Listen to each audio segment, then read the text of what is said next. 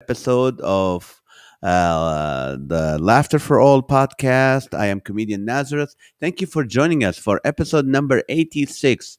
86 weeks we've been with you guys. I know we took last week off because of what was going in the Holy Land, but we're back and. I'm faithful to my word. We have comedians, we have professional comedians on the show, even though sometimes we have different, I have pastors, we have models, we have Miss America, we have all these different, we have athletes, we have funeral home directors, but it's still all about laughter for all, trying to make you laugh and encourage you. But also, we get real with the comedians. So, you can find out the behind the scenes who we are as comedians. So really, and I think we're still in the top 100 comedy podcasts. So we're doing good. There's people watching and downloading. So if you have not subscribed to the podcast, please subscribe to it. Also, if you are what do you call it? If you like to laugh and you're bored at night, or you go, man, I feel a little anxious or upset or depressed, join us every weeknight at 8:30 p.m. Pacific time on Comedian Nazareth on Facebook or YouTube, and you can laugh with us for an hour with the Live with Naz show, and we can laugh for about 50 some minutes, and then we can, what do you call it? We will pray for you. We will encourage you. So this would be good. Anyway, my guest today is a friend of mine. I've known him for years. He is not from this country, neither am I, but he's always in this country when he can. So he's very funny, very, very funny, but he is a real person. When you're talking to him, there's no hidden agenda, just straight guy, so kind. Of course, he's Canadian, so he's sweet. He's double Canadian, double sweet, man. He's having toured all across North America for nearly 2 decades. Leland credits are many and diverse, including appearances on Just for Laughs on the Comedy Network, CBS Television's Halifax Comedy Festival, Thou Shall Laugh on Netflix, as well as hosting numerous specials and series. In addition, he hosted the national syndicated television show Popcorn TV for 170 episodes, as well as his very own show, Leland Claussen's Comedy Tournament, which was great. I loved that one. Most recently, Leland took on the lead role in the dramatic movie Extraordinary, drawing on the same authentic and genuine emotion that crowds have come to love in his comedy. Also, he also has a great movie called Sleeper Agents, and it won several awards. The best feature, best male actor, best storytelling, and others things at the Content 2020 Film Festival and Media Summit. So please welcome my good friend Leland Claussen. Welcome, Leland. Hey Naz, how you doing? I'm doing great. How are you, man? I'm doing well. I'm doing well. Thanks for having me on. What's up? Is that the COVID beard? Is that what you have? That's what I used to call it. I used to call it my depression beard because I couldn't come up with the will to shave, and then I just kept it. So and how does Carrie, your wife, have to deal with that? She loves it. That's the main reason I still have it. Really? Yeah, she loves it. Huh? You're surprised by that. You have facial hair. Your wife do. Has facial hair. I have this goatee, but my wife would never kiss me face forward. She comes on the sides. That's the only. So how is what do you call it? How is Canada right now with COVID? Pretty locked down.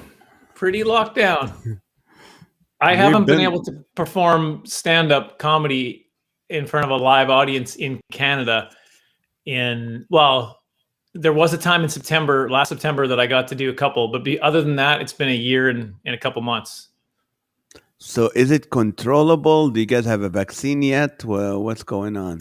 Yeah, vaccine. They're pushing the vaccine here. Everything's pretty locked down. Our numbers are worse than yours. We used to brag like, oh, look at the Americans. They don't know look at us. We're doing the right stuff. And because nobody knows what's going on. And then now we've got terrible numbers, and you guys' numbers are settling in. So I don't know. Yeah, because I was looking at your numbers and going, look at those Canadians. They don't know what they're doing. Look at us. We're doing it right. That's Same thing. yeah. But no, that was awesome. I have some Canadian fans watching right now. So Oh, you're big in Canada. You're big in Canada. When did you start doing comedy? When did you start doing comedy, Leland? when did I start? Yeah. 97, 96, What something were like you that. doing before? What were you doing? I was just working.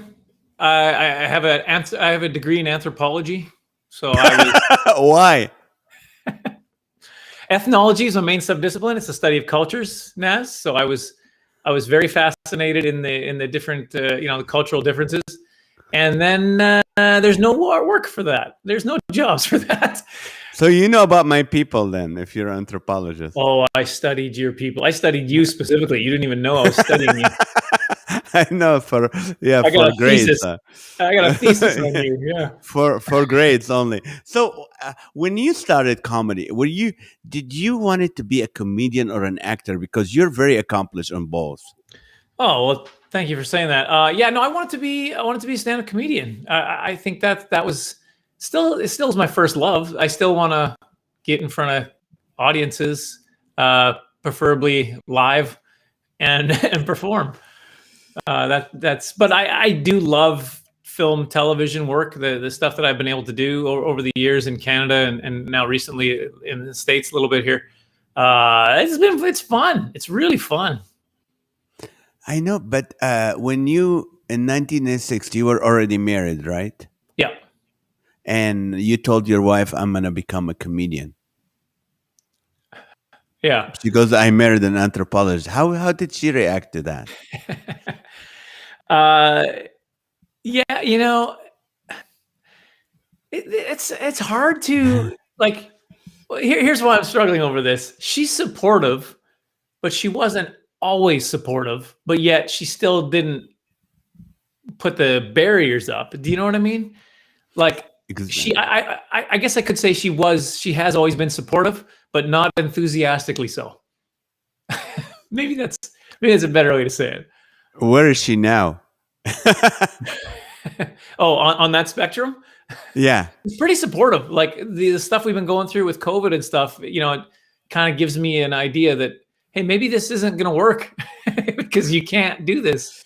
And she's still like, no, this is what God's called you to do. So that she's swung over to the enthusiastically supportive part now, which doesn't make any sense now. Uh, but No, I know, but you know what? I didn't. I wanted to save that question for later, but I'll ask it right now. And this is speak to every wife or spouse of a person who's self-employed who depend on the calendar to mhm, make a living. yeah, And so I know you're a board member of the Christian Comedy Association as well, but when I was there, I spoke about don't let the calendar decide your emotions. Like sometimes when I have a good month, I'm happy, I'm nice, I'm right. kind. When I have a bad month, there's no money coming. You get in that mood. But what You about the grow spouse? a depression beard. What about your spouse? What is your wife does? I know me and you, we have something in common. We both hustle.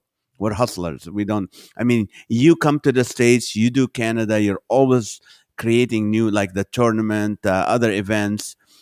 So you're always. What do you say to these spouses that don't have the same?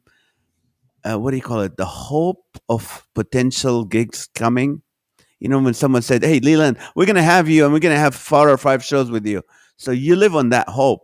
But how's Right. your spouse react to that? Yeah, I mean it's super. I mean that's a super complex question, right? Because there's so many factors and so many scenarios and so many things. I think the key to doing anything like this and anything for us when we talk about what we do, it's a ministry as well as a job. But I think you have to be a team, and that's it has to be something that you're both like, okay, we're doing this. Whether your spouse is involved in a big way, behind the scenes, in front of the scenes, not at all. It doesn't matter, but the support and the agreement that this is what we're doing, that has to be. If that's not there, then that's where you got to start, I think. Now, does your wife work? Yeah. She I used does. to say Okay. this. My wife, she's a stay-at-home mom unless we're out of money, and then you can always you can always tell how well we're doing. And so yeah, she's working. She's working. I have a question from an audience member who's actually Canadian from Ontario. Okay. Crystal Leffler said, "As a clean comedian in your shows, are you able to share Christ?" It depends on the show. Like if I'm just at a comedy club, which I still work comedy clubs every once in a while and stuff like that, I can't. I can't really.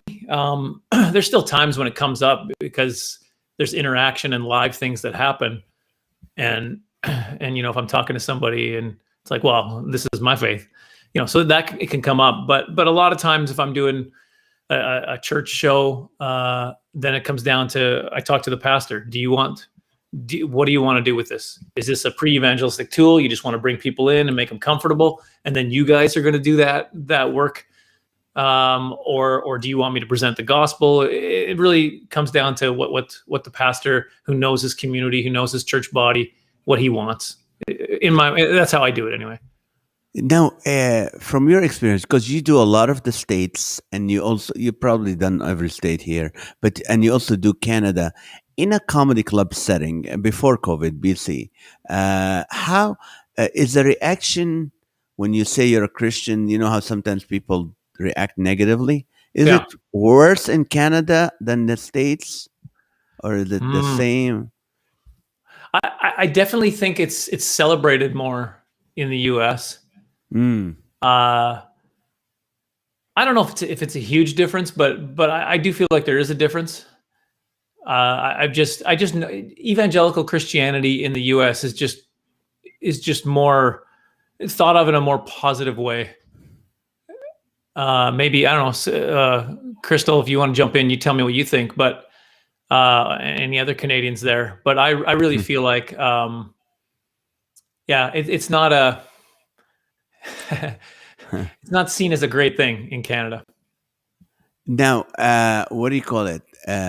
What was your favorite venue when you were performing? Is it in the States or is it in Canada? What would be your favorite venue? Well, you get to go everywhere, right? So I don't think there's one particular place I liked more than another. I sure like doing a theater show, though.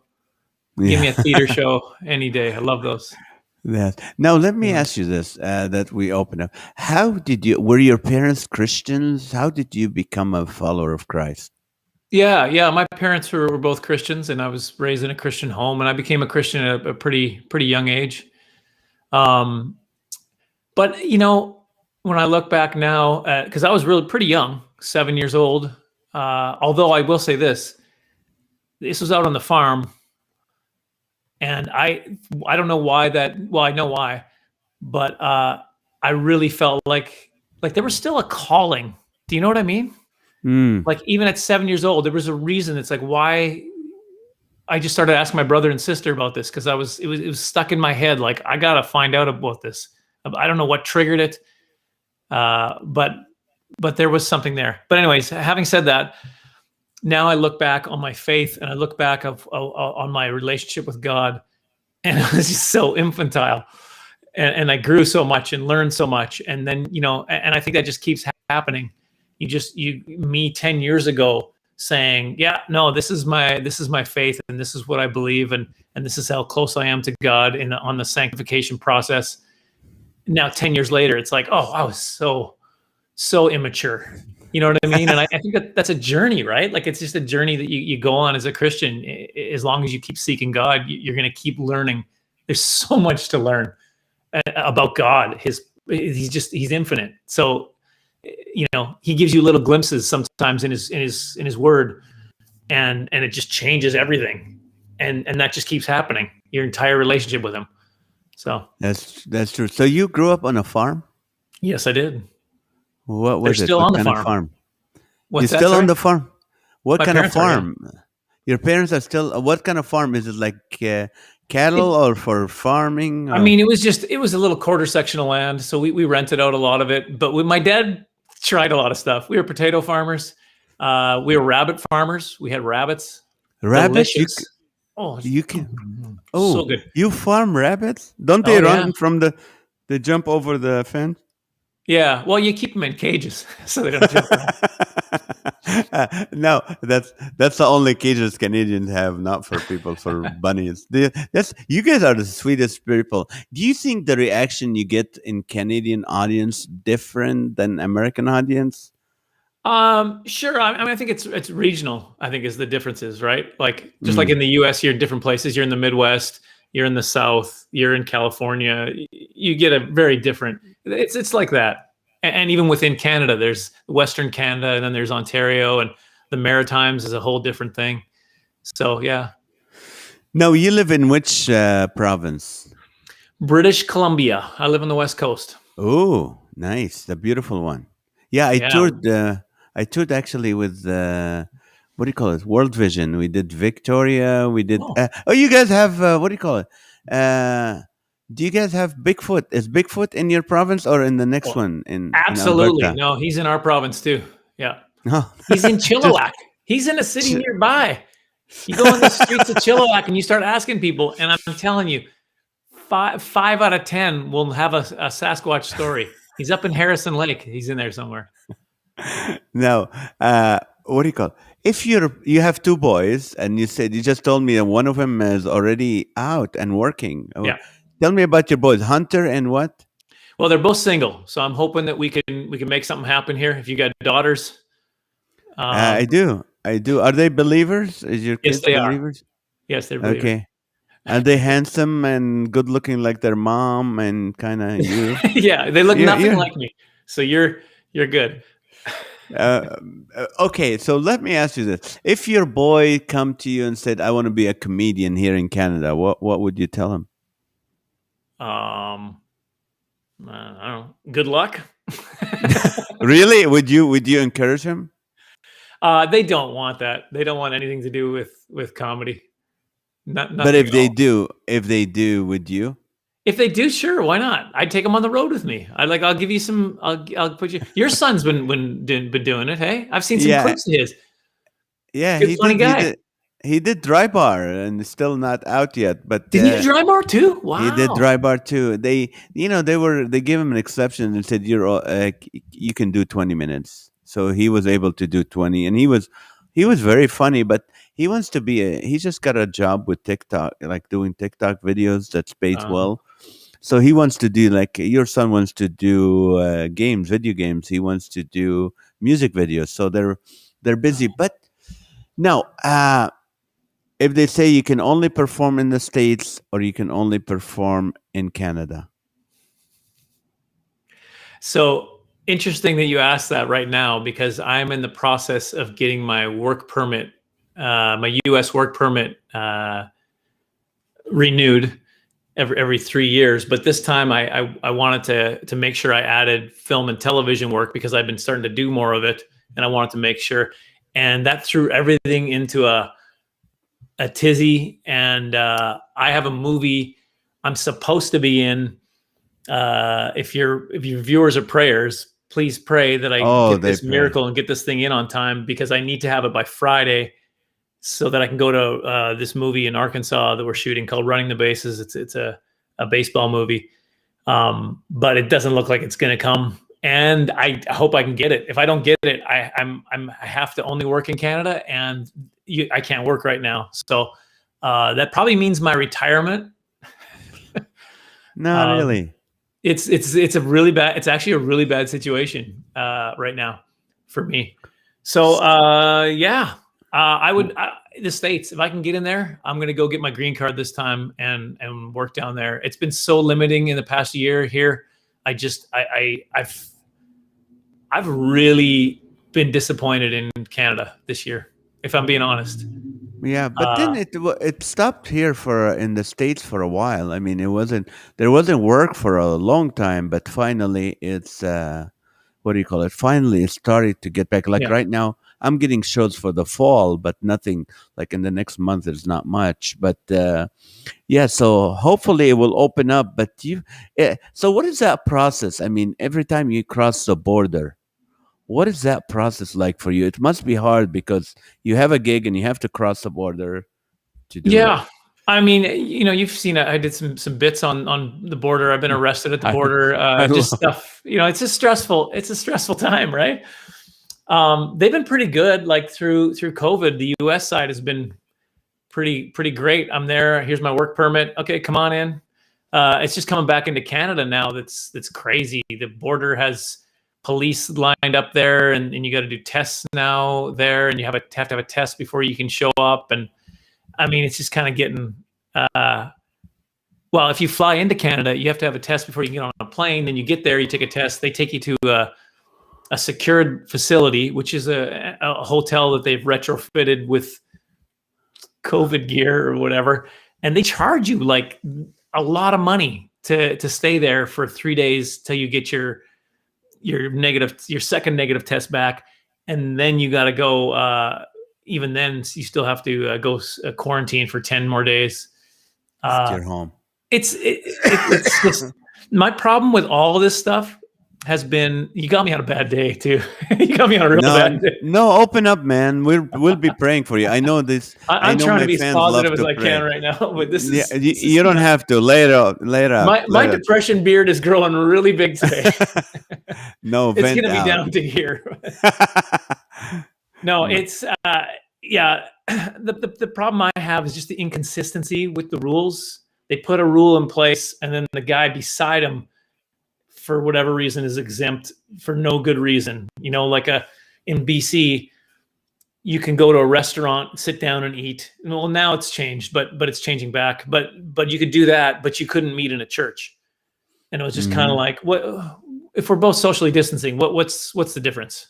You know what I mean? It was just kind of the inconsistencies, and I get it. I know these people are making really, really, really tough decisions. I get that, but they're also making really bad decisions. so I understand their circumstance and how difficult it is, but still, I feel like they could have done better. You're But right. but yeah, so that's kind of where I'm at. I got to get this work permit so I can get down and work, because that's the only place I can work right now is your country.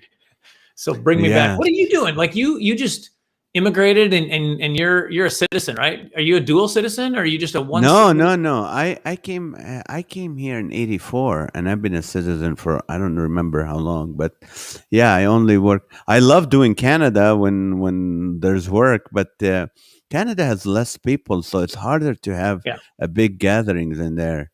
What do you call it? What was your feelings during this COVID when COVID happened? You couldn't work, you couldn't go to the States, you couldn't do anything in Canada.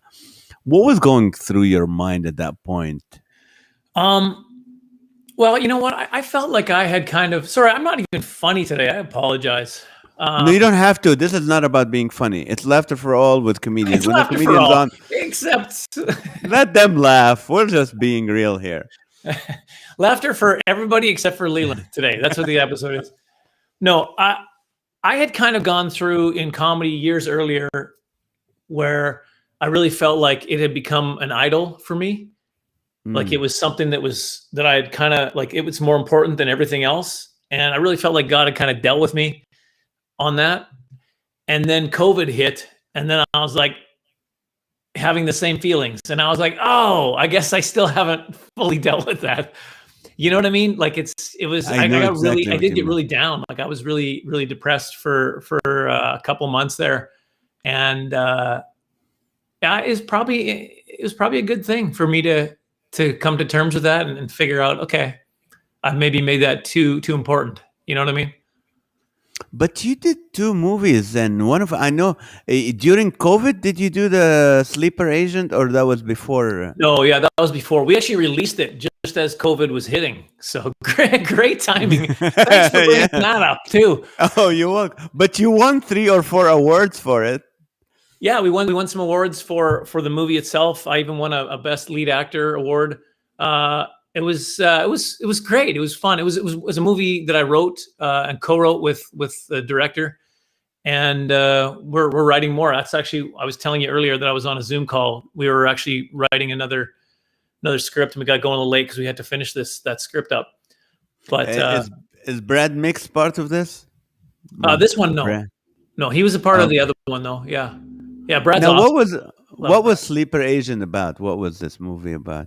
It's about a guy who's always wanted to be a spy, and when he got the opportunity, he wanted it so bad that he believed it, no matter how ridiculous it seemed, that he was this generational sleeper agent. And then he got involved with a real espionage scenario, and he had to put on his big boy pants to to get out of there alive.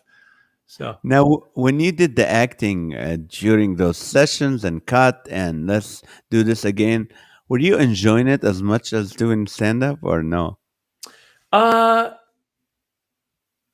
yeah, this is what I've always said. This is, I guess, what I've realized is that I want to keep doing both. So I would Mm. never like, oh, movies are taking off so much now that I don't have to do stand up anymore. You're never going to hear me say that. What for me, it'll be like, oh, if these things have taken off so much, now that'll help over here for me to do bigger shows and be able to continue to tour, and vice versa. I really love film work, and I want to keep doing it. So Okay. Okay. yeah. Oh, I Yeah. lost you. Okay. Yeah, I'm I'm taking over the disappearing. show. My name No, is you Leland are. Claussen. Yes, Leland Oh, Claussen is here. Just taking it over. some of the cameras. That's no big deal. Anyway, let me ask you this: the new movie, Extraordinary. What is that? Was that filmed during COVID too, or it was before? That one's actually a few years old now. Oh, really? Yeah, we shot that in 2014 or 2015 or something like that. Oh, before Sleeper Agent. Yeah. Oh, yeah. No, that came first. That's the reason I did Sleeper Agent. So that movie, I'll give you the whole story. If you can, do you want the whole story? I want the whole story. Yeah, I'll try to keep it quick. I know Sarah. I know. I was so excited. This is going to be the Leland Claussen show. I was about to Okay, take over. I'll cut off. You go ahead. No, no, no, no. Hey, ladies and gentlemen, welcome to the Leland Claussen show. My special guest today, give it up for Nazareth. Give it up for him, Nazareth. There Thank he you is. so Welcome. much for having me on the show, Leland. Oh, you like my new beard? This is called my anxiety Your beard. anxiety. I'm not depressed completely. I just have some anxiety right here. He's just got a few issues in the. Yeah, I got you. That's funny. So tell me the story about that movie. Sure. Yeah. So I did a movie. I said, I don't know if you noticed this. I started to do one. I was going to do one convention a year, and I stopped going to CCA. I don't know if you realized that during I kind of stopped going. I started going to NRB and some of these Right. other ones, National Religious Broadcasters Convention. I was there last year. Oh yeah, yeah. Well, we saw each other at another one. Oh, that's right. That's I can't right. remember which one that was, but it was a radio Momentum. one, wasn't it? Momentum Yes. in Yeah, that's what it was. Florida. Yeah. So anyway, I started to go to different ones like that because I was pitching some television shows I'd been working on, and at one of these ones, Tori Martin, big networker, loves to network everybody and everything. He hooked me up with these producers who had this quirky character on this movie. It was called Alter Egos. So I had a small role in Alter Egos. They really liked me. They were like, this was fun. Working with him, it was great. So they approached me and said, hey, we want you to be in this movie with Kirk Cameron. We want you to play his best friend. And I was like, yeah, because they wanted me to be kind of the lighter guy, bring some comedic. And I was like, yeah, no problem. Well, as time went on, Kirk Cameron was like, I guess about this ultra marathon runner. And he was like, I don't want to do all this running. I don't know if that's what he said. This is my assumption. All right. He was really smart. He was like, I just want to come in for one day and be sprinkled throughout the movie and not be there for 6 weeks. Is probably what he said. But anyway, so they came back to me and said, we want you to do the lead role. And then Kirk Cameron was in it as the DJ, and Karen Abercrombie was in it from War Room. Sherry Rigby from Overcomer. Yes, I know her. And Cameron Arnett also played my best friend. He played the blind guy in Overcomer as well. So it's the same movie, pretty much the same cast, except for me. They got rid of me. Alex Kendrick took over my spot. No, but Yeah. anyway, and it went well. But this is what stuck with me. The producer there said, "Get something ready, because when this drops, everyone's going to say to you, what do you got next?'" And I really took that to heart, and I was like, I got to get some scripts done. And so he gave me a book, Save the Cat by Blake Snyder. And I basically used that as my template, and I started writing. I did a couple scripts, and I was actually at another conference, ICVM, which is a Brad Mix Yes, organization. yes. I Uh, performed there. yeah, he and I were rooming together that particular weekend, and he said, you need to talk to Nathan Blair. So I talked to Nathan Blair, who's a filmmaker who'd done like 4 or 5 feature films before then, but he really knows how to stretch the dollar. He's a guy that can get something done on a lower budget. So I had Gideon. It was a comedy about Gideon from the Judges, and that's what I was pitching at the time. But that's a bigger budget, and he wasn't really interested in that. So I brought up Sleeper Agent, which was the first script I'd written, and he really liked the idea. And so I sent him over the script, and we started working on it together. And yeah, Brad found us the money, and we made the movie. What do you think? I mean, I hear a lot about, especially my son's a director and others. They go, the quality of Christian film is not there. Mm-hmm. What is your take on that? Yeah, well, what people don't realize is the budgets that people are working on and working with. When you see, I Can Only Imagine, or one of those kind of movies, and you're kind of like, oh, see, they can make it. Yeah, that one had a proper budget, but it's really tough to. I used to be.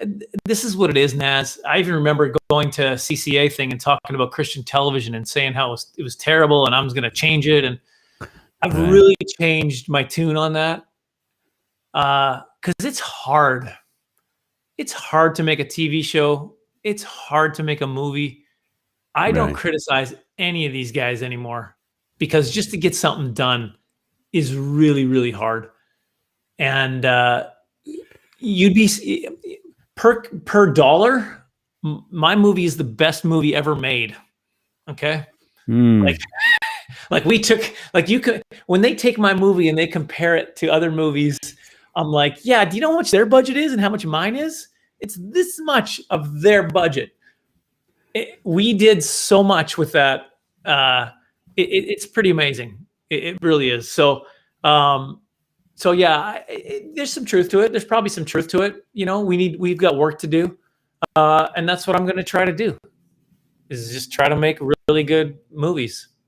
Right. Well, you're good at it. You're very good at it, and you're natural and all that. So, now, remember, I first met you 20 years ago, and your first joke was at Bananas, where we did Bananas, and you talked about how big your hands are. Still big. Still big? Yeah. Okay. So always have to give people perspective, because I just put it in the front of the camera and they're like, yeah, well, that's because it's closer. And then I'm like, on my face. And they're like, oh, wait a minute. Yeah, that is too big. That's funny. What do you call it? I wanted to ask you this question, but what do you call it? The Sleeper Origin. You have a podcast with your wife called the Comedian Wives Podcast. Yeah. And hang on. He's leaving. Okay. There's us. That's you. Pre depression beard. And that's scary. Yeah. Wonderful. What is it about? What do you guys talk about? It kind of got birthed out of Carrie and I. Like we've talked about this Comedian's Wife. We actually had a script that we were working on for Comedian's Wife. And then we stopped doing that because we have trouble working together. But the whole idea of what is it like people want to talk, they ask comedians, they bring comedians on, they ask them, what's it like, and they can even ask comedians, talk to me about your marriage, but to get the actual comedian's wife's perspective, it's a whole different thing, right? Like, yes, like they see things very differently. They're holding down the fort. They're single moms half the time. there's so much going on there. And so we really thought, that's important. And it's not just for comedy. There's traveling people and business people that go away all the time. And it's a similar scenario. Military families. There's so many families that have that scenario, not just the wife and maybe the husband when the wife goes away or whatever. And not even going away, just the idea of a busy business husband, corporate executive kind of. We just realized there's a lot to talk about there and break down for couples. So we just started doing it. And basically, I tell people, I describe it like this. It's basically my wife tries to be serious and I mess that up. That's essentially what we've been doing. But it's been fun. It's been really fun to work with her on this and just kind of let her see her vision come to life. I can't wait to watch it because I'll tell you what, I've always told people, I said, my wife, Maha, even though she's the person that doesn't want to do anything with my comedy, she supports me 100%, but she doesn't want to be part of it. But, the minute I leave on the road, she becomes a completely different person. A decision maker, more protective of the kids, more that. And the minute I walk in, and she just boom, she turns into the wife, and it's just amazing. But I know me and you, we had conversation where we both sitting and going, everybody else is working, but we're not. And where look, how come we're not getting shows and how come the money? How do you comfort your spouse when there's no shows coming? What do you tell her? It's hard. Yeah, it's real. Wow, that's a really good question. I mean, I know this year, it's really been the opposite. This year has just been her comforting me, saying, "No, this is you're doing what you're supposed to be doing. We'll figure this out. I trust you to figure something out." So that was been a very different. But previous years, yeah, I mean, I sometimes, I don't know if you feel like this or felt like this, but there were years where I felt like I was a salesman at home trying to convince her, no, I'll come up with something. I'll figure this out. I'll do this. I'll do that. I'll hustle over here. This thing's going to pay off. This thing, there was a lot of that. And keep in mind, Naz, and I think this is why we had kind of a similar situation. We live in expensive places. Yes. Like there's comedians that are, I'm like, how does he survive? And then I realized, he's living in his mortgage $200. His mortgage $200. Yeah. He's living in Montana and needs $300 a month to survive. So it's like, okay, that's why. But we live in a very expensive place, and we chose to stay here and to make a go of it as a comedian here, and that has made me have to work really hard. Yeah. But yeah, I don't know. Did you feel like that too? Maybe not so much now. Oh yeah. No, I do. No, I still sometimes, people think I'm always busy, but I'm not, but I'm a hustler. I mean, I keep calling and keep trying and keep doing, but, what I feel the same way. I have to my wife doesn't complain, but I have to tell her, I said, listen, I got this and this is going to happen.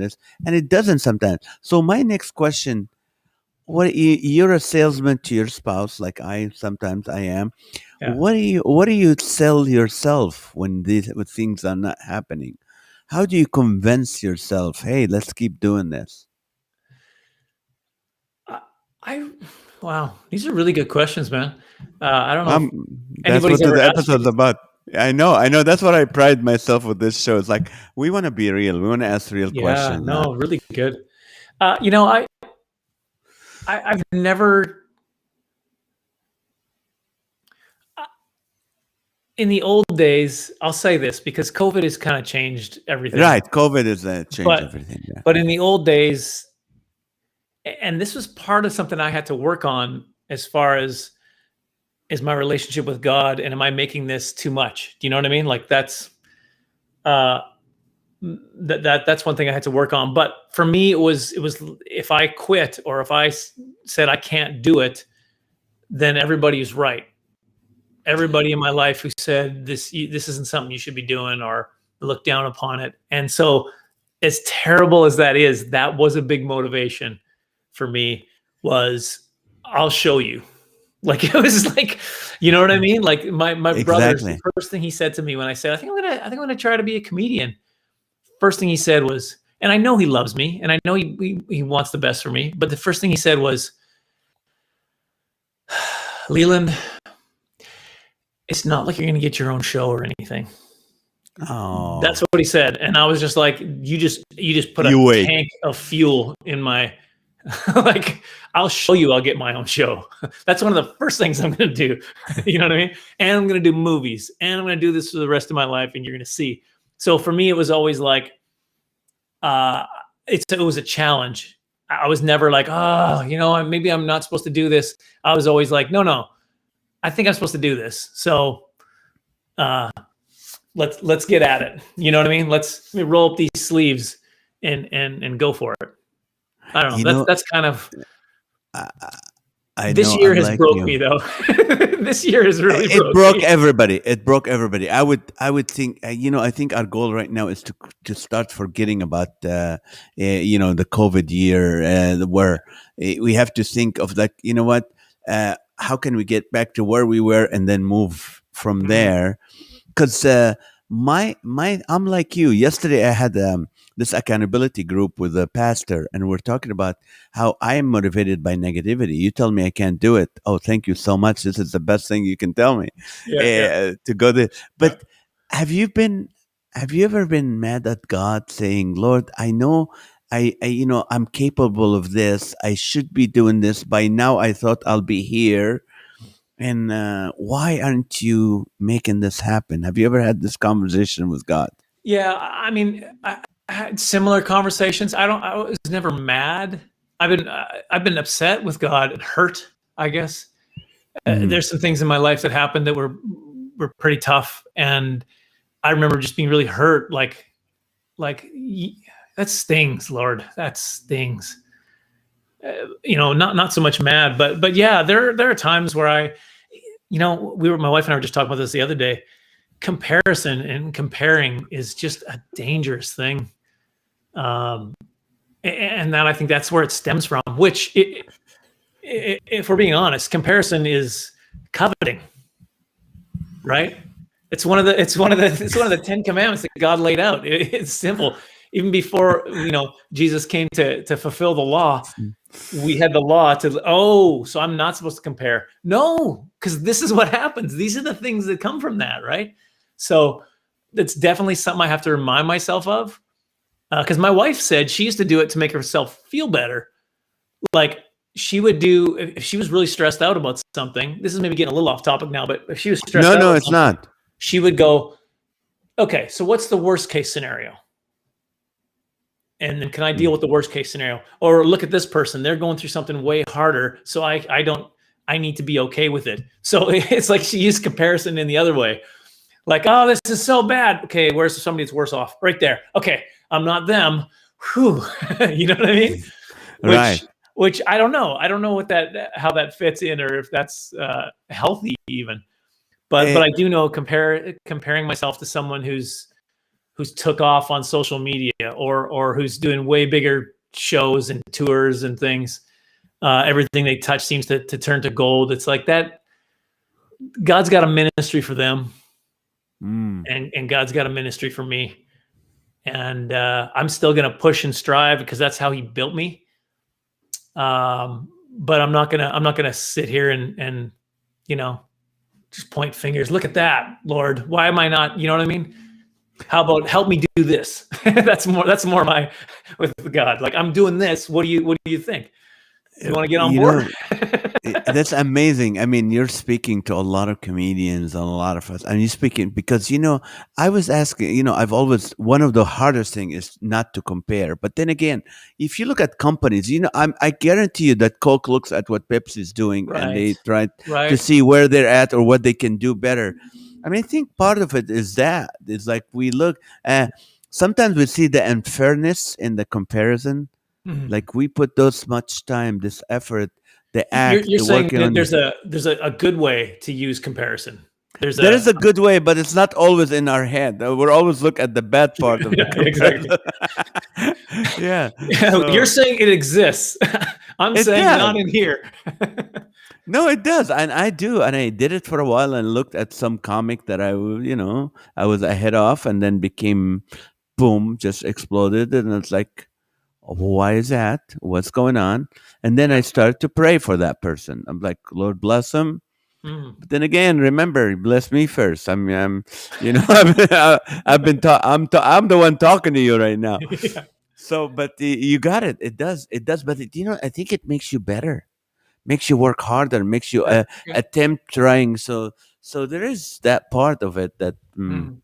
yeah. But Yeah, I can see that. As long as the comparison doesn't turn into coveting, then it can be healthy. The problem is, uh, it's where do you. It's such a right. fine line sometimes, and it's tough to play that game, right? Right. I don't want to be him or them or her. Right. We're not talking gender here. I don't want to be them, but I want that success that I thought I would have it by now. And Right. then I know, like Alan, who's watching, Alan Goodwin said, it's God's timing. We believe in God's timing, but sometimes they're like, Lord, your timing should have been here 10 years ago. And, Look how but, gray I'm getting. I can't be a leading man when I'm this yeah, old. no. So I what should have is been doing next? these movies 10 years ago. I know, but it's different. It's like now that you're gonna get that movie, you're gonna be. It's like it's fine. This is God's perfect timing for it. Just shave the Spray beard. on some hair.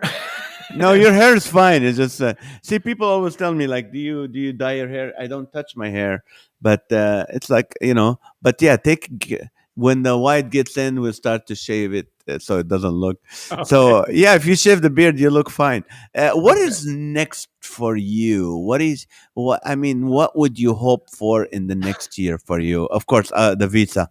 The, I need that visa. I need that visa on Friday. That's what I'm looking forward to. If I don't have the visa on Friday, I lose a movie, and that's my month of June work gone. So then I have to replace it.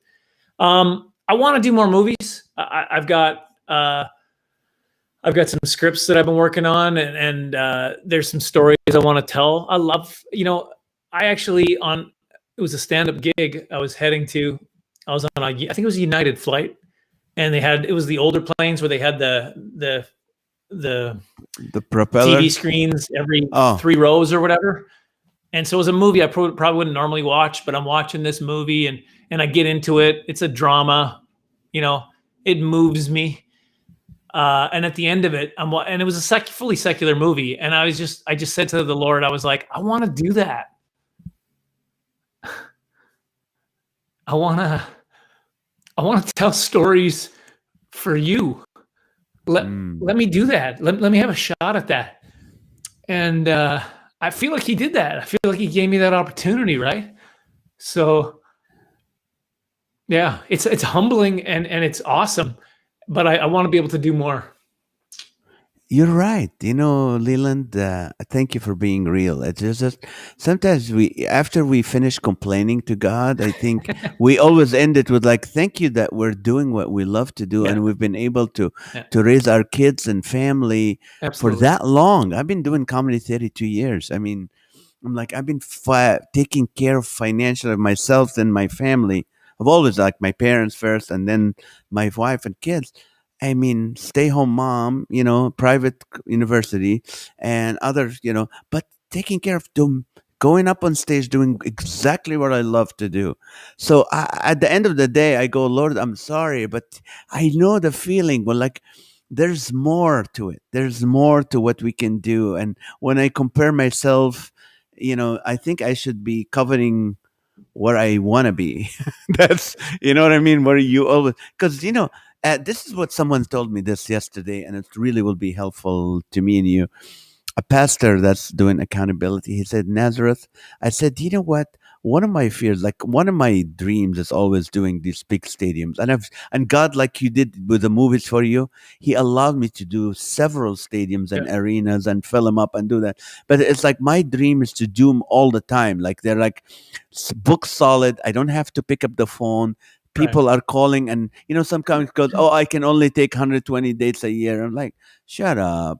Come on, I'm pulling teeth for 120 days a year, but Yeah. I get the 120 days, and then they go, "Oh, Naz is busy. I wonder who's his agent is." I'm pulling my teeth to do it. Right. But what he said, Nazar. I said, Pastor, is this my flesh, or is this the Lord's desire? God puts the desires in my heart. And he goes, Naz, when you get to the top of the mountain, do you want to proclaim Jesus? Do you want to lift his name up? I said, of course, no questions about it. He said, it's a God's desire for you. Mm, And man, that changes things when you know, Leland, God's desire for you is to do these movies because you want to proclaim, you want to mm. tell his story when you're there. So I hope that's encouraging. You left me, you encouraged me, man.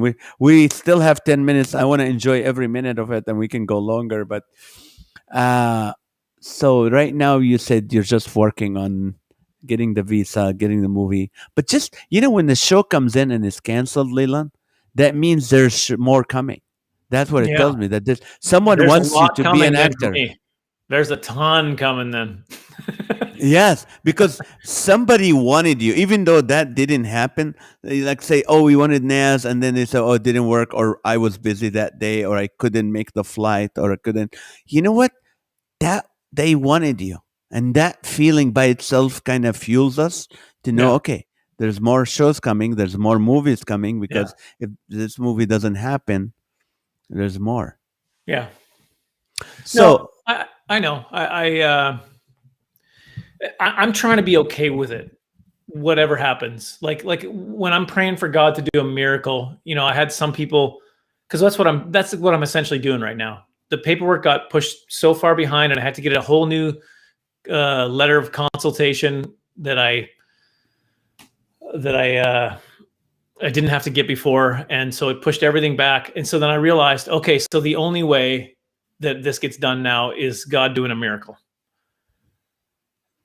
People were telling me, like, you have to visualize God doing that miracle, and you got to do that. And there's all these different this advice I was getting, and part of me was like, okay, but God may also say no, and that's okay. And that doesn't mean I need to be okay with that. Saying, okay, if God is like, no, I'm not doing that for you right now, there's a reason for that. It mhm. might be something that puts me, maybe it's like, well, I guess we're selling the house because I needed this month. That's okay too. That doesn't mean, I don't know. Like we sometimes, so many times we forget about this. So many times in the Bible, somebody will say that they will have prayed for something, and we're like, yeah, and see, they got answered. No, no, no, no. It took 26 years. Mhm. They prayed for this for 2 decades of thinking God had said no. But we just like flip through it. Yeah, and the answer is prayer, right? Like we forget. Some people die. They talk about the hall of faith, right? When they're just telling all these people that some of those people died and didn't get an answer to prayer, but they still believed because they were like, I have a faithful God and I know he's going to answer this prayer. And they died being okay with that. We forget that. And that's what I'm just trying to remind myself of. If I don't get my way, that doesn't mean that God isn't answering. It doesn't mean God's not listening to my prayer and that he doesn't care.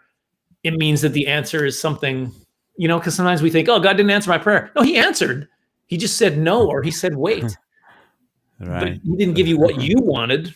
So maybe you need to, you know what I mean? So I'm trying to work on those things. I'm trying to figure that out right now.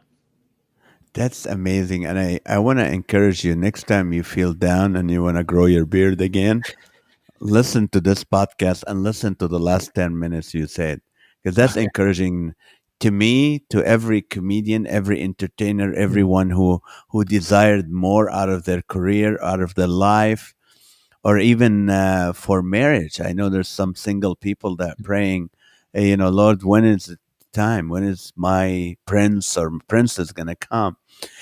And what you just said is like, some people prayed for years for God to answer their prayers. And Yeah. that is powerful. That is powerful.